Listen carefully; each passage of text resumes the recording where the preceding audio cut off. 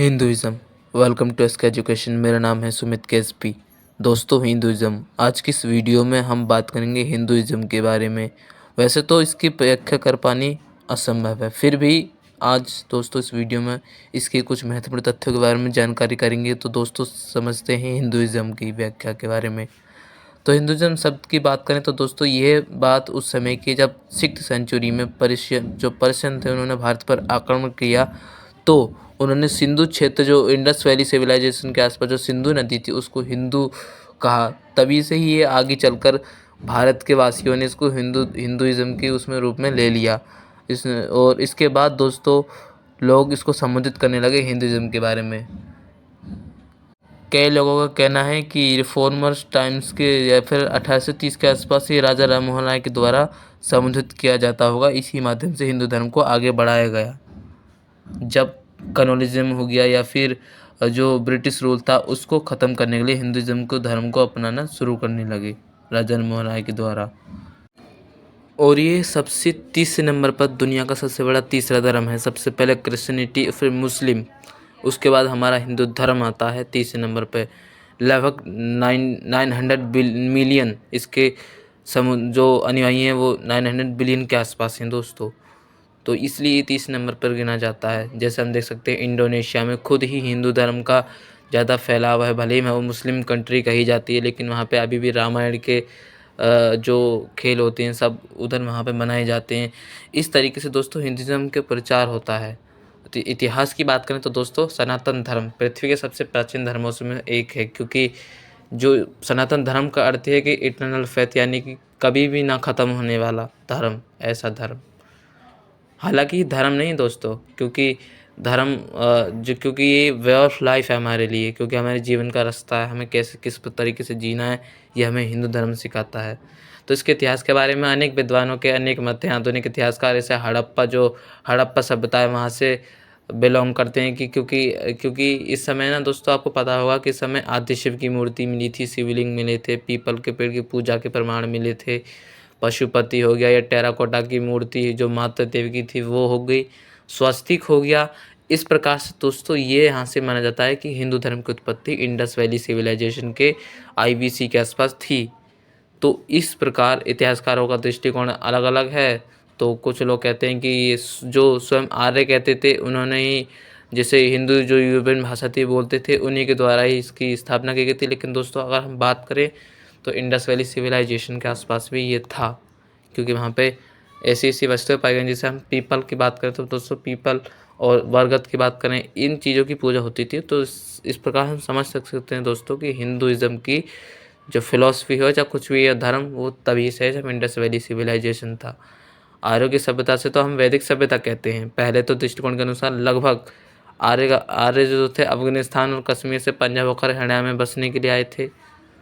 और लगभग जब वेदों की रचना हुई 1900 के आसपास, 1900 ईसा पूर्व के आसपास, जब इंडस वैली सिविलाइजेशन का अंत होता है तब आर्यों का आक्रमण होता है। अफगानिस्तान से हिंदू कुश पर्वत और कश्मीर पंजाब से लेकर इधर को भारत की तरफ आक्रमण कर देते हैं। और इस प्रकार दोस्तों वैदिक कल्चर का शुरुआत होने लग जाता है। देवता, इसमें सबसे प्रमुख देवता थे इंद्र देवता। तो इसमें हम सभी जानते हैं दोस्तों कि इसमें इसी समय हिंदुइज़्म के अगर बारे में समझे तो इसी समय 4 वैदिक रचना हुई। ऋग्वेद और यजुर्वेद हो गया दोस्तों, अथर्ववेद हो गया और सामवेद हो गया।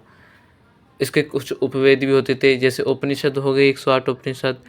हिंदू मान्यता के अनुसार वेद, उपनिषद और जो आदि ग्रंथ हैं ये सब ईश्वर की कृपा से अलग अलग, जो खुद भगवान, इसमें कहा जाता है कि खुद ही भगवान ने दिए हैं और खुद ही क्रिटिसाइज इसको किया है, भगवान ने इसको खुद ही निर्माण किया है। जैसे बौद्ध धर्म और ये अलग अलग वैदिक धर्म में काफ़ी परिवर्तन आया, नए नए देवता आने लगे। जैसे इस तरीके से हिंदू धर्म का जन्म होने लगा। हिंदुइज़्म, क्योंकि शुरू में दोस्तों हिंदुइज़्म में इंद्र का प्रमुख देवता माना जाता है। इंद्र, वरुण, ये सभी देवता प्रमुख माने जाते थे। लेकिन लेटर वैदिक पीरियड के आसपास 3 देवता आने लगी, जिसमें थे ब्रह्मा, विष्णु और शिवा।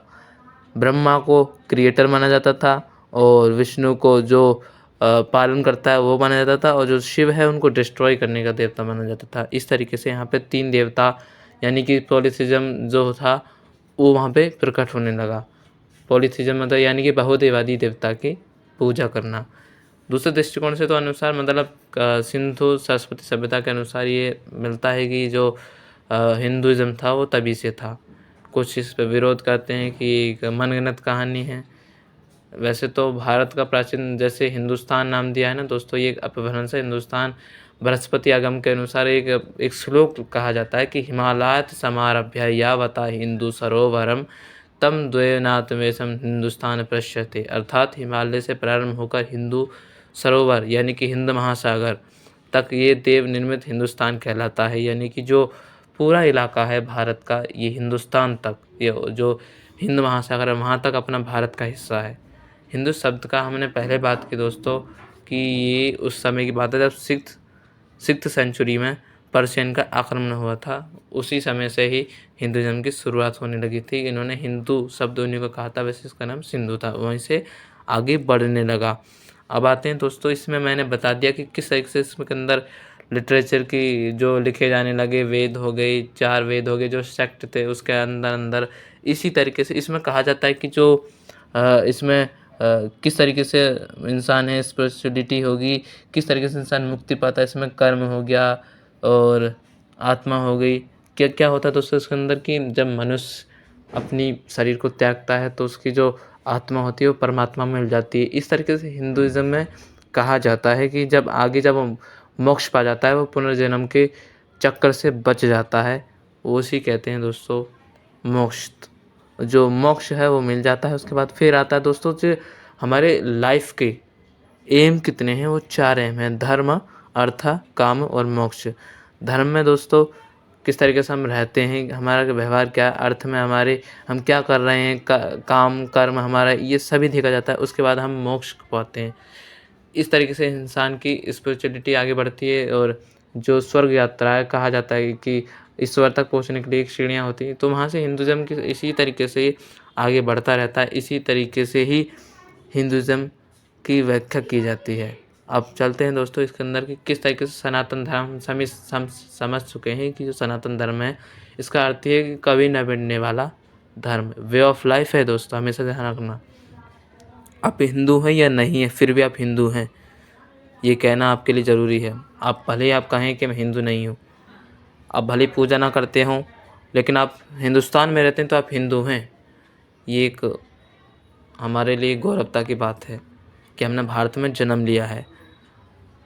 और इसके बाद दोस्तों यदि हम बात करें तो इसके अंदर जैसे 4 वर्ण थे उसके अंदर, ब्राह्मण, क्षत्रिय, वैश्य, शूद्र। इसके आगे क्या होता है दोस्तों कि आगे आगे जाकर और देवताओं की उत्पत्ति होने लगती है। जैसे कि जो ब्राह्मण था उसको ज़्यादा पद मिल जाता है। फिर उसके बाद क्षत्रिय, ब्राह्मण में यज्ञ उसके करने थे, उसके पूजा पाठ जो भी कार्य थे वो ब्राह्मण कराता था। क्षत्रिय सबकी रक्षा करने के लिए है। क्षत्रिय का जो वर्ण था उसको स्थापना की गई थी या बनाया गया था। लेकिन दोस्तों यदि हम बात करें वैदिक कल्चर में तो ये ठीक था, लेकिन जब लेटर वैदिक पीरियड आया उसके बाद थोड़ी स्थिति खराब होने लगी। जो कास्टिज़म था वो बढ़ने लगा, अनेक जातियाँ उत्पत्ति होने लगी और शूद्रों को ज़्यादा निचला देखा जाने लगा और वैश्यों को व्यापार के लिए, और लेकिन शूद्रों को केवल तीनों की सेवा करनी पड़ती थी। तो ये कास्टिज़म इतना फैल गया कि कुछ कहा ना जाए दोस्तों इस पे। तो इसकी बात तो हमने दोस्तों यहाँ तक कर ली। अब बात समझते हैं कि इसके अंदर जो हम सभी जानते हैं दोस्तों कि हिंदू धर्म में 4 जैसे हम मस्तक पर तिलक लगाते हैं किस तरीके से होते हैं। जो वैष्णव है वो लगाते हैं जिसे हम श्री श्याम श्री कहते हैं उस तरीके से। और जो शिव में आता है त्रिपुंड। और शक्तिज़म पे एक बिंदी आती है, उसके ऊपर शक्ति माता यानी कि जो माता की जो पूजा करता है शक्ति। और जो समर्थ है वो ओम समर्थिज्म। ये इनके 4 सेक्ट होते हैं, इसके 4 चिन्ह होते हैं जो तिलक पहचान होती है। इसी के अंदर अलवार, नयनार ये सभी इसमें बनने लग जाते हैं कि जो अलनार होते हैं वो वैष्णव होते हैं और नयनार होते हैं वो शैव परंपरा से बिलोंग करते हैं। इसके बाद दोस्तों जब हम जानते हैं कि जब वैदिक कल्चर के बाद अब धीरे धीरे जब मिडिवल हिस्ट्री आती है तो उसके अंदर लगभग 11th सेंचुरी में भक्ति मूवमेंट होता है। भक्ति मूवमेंट में जैसे चैतन्य महाप्रभु हो गए, इनके द्वारा भक्ति मूवमेंट किया जाता है, क्योंकि जब बौद्ध धर्म होता है वो ज़्यादा अपना विकसित होने लगता है, हिंदुज़म की थोड़ी मात्रा घट जाती है, वो फैल नहीं पाता, फिर भी दोस्तों अभी भी सर्वाइव करता है वो हिंदुज़म। इसके बाद आते हैं, जैसे हम आपको बताएंगे, इसके अंदर पूरे समझाएंगे। जब आदि गुरु शंकराचार्य आते हैं तो उन्होंने 4 पीठों की स्थापना करते हैं। गुजरात में हो गया दोस्तों, वहाँ पे हो गया बद्रीनाथ में, और रामेश्वरम में हो गया, और साथ ही साथ दोस्तों वहाँ पे उड़ीसा में जगन्नाथपुरी में। इसके बाद दोस्तों अब आगे चलते हैं, किस तरीके से यदि हम समझें तो जब मुग़ल काल के समय में कई लोगों की भूमिका रही कि हिंदुज़म को आगे बढ़ाया जाए। इस समय दो लोगों में हिंदुज़म 2 भागों में बट गया, सगुण और निर्गुण।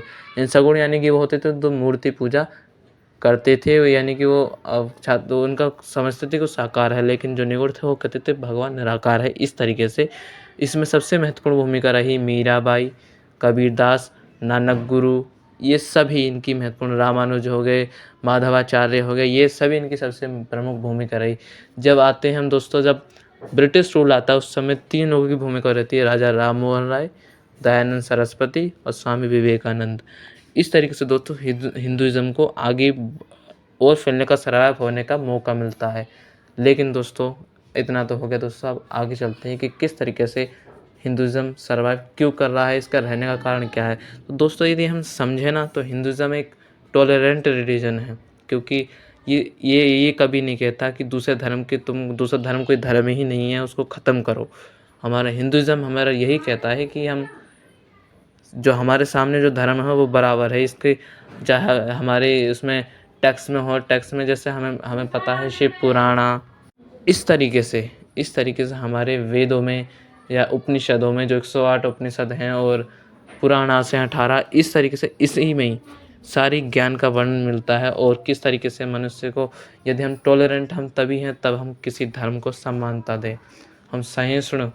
हमारा धर्म जो हिंदुज़म है वे ऑफ लाइफ है, एक जीने का रास्ता है कि हम किस तरीके से जीते हैं। हिंदू धर्म कोई हिंदू धर्म नहीं है दोस्तों, वे ऑफ लाइफ है, हमेशा ध्यान रखना। क्योंकि हिंदुज़म जो अपनाता है वो किसी को उल्टा नहीं बोल सकता, क्योंकि हमेशा हमारे हिंदुज़म के अंदर कभी भी लड़ाइयाँ नहीं हुई, ना ही कभी कोई मूवमेंट हुआ इसके ऊपर कि गलत है, किसी के ऊपर इसने धर्म युद्ध भी नहीं किया। तो इस प्रकार दोस्तों हिंदुज़म के सबसे महत्वपूर्ण तथ्य ये थे। और यदि हम बात करें हिंदुज़म के बारे में कि हिंदुज़म किस प्रकार से क्यों सर्वाइव कर रहा है, तो इसके बारे में समझे तो दोस्तों कि हिंदुज़म सबको ये कहता है कि भले आप हिंदुज़म को ना अपनाओ, लेकिन फिर भी आप एक हिंदू हैं। आप पूजा पाठ करते हो या ना करते हो, फिर भी एक हिंदू हैं। ये सभी को समानता है कि आप एक हिंदू हैं। और चाहे आप वो पुराण ना पढ़ें, चाहे कुछ भी ना पढ़ें, फिर भी आप हिंदू हैं, यदि आप अपने आप को हिंदू मानते हो। और ये कभी नहीं कहता हिंदुज़म कि आप ज़्यादा पूजा पाठ करो, तुम पुराण पढ़ो, चाहे कुछ भी पढ़ो। हिंदुज़म ने कभी नहीं कहा कि तुम ये करो, चाहे तुम मूर्ति पूजा ना करो, फिर भी आप एक हिंदू हैं। तो दोस्तों यहाँ तक आज इस वीडियो में हमने समझा किस तरीके से। लेकिन दोस्तों फ़िलहाल मिलते हैं दोस्तों नेक्स्ट वीडियो में। आज के लिए धन्यवाद। जय हिंद, जय भारत। मिलेंगे दोस्तों नेक्स्ट वीडियो में। वीडियो के अंदर उसमें हम बात करेंगे, जो आप कमेंट सेक्शन में बताएंगे आप ज़रूर बताइएगा, और चैनल को सब्सक्राइब ज़रूर करिएगा। जय हिंद, जय भारत, वंदे मातरम, नमस्कार।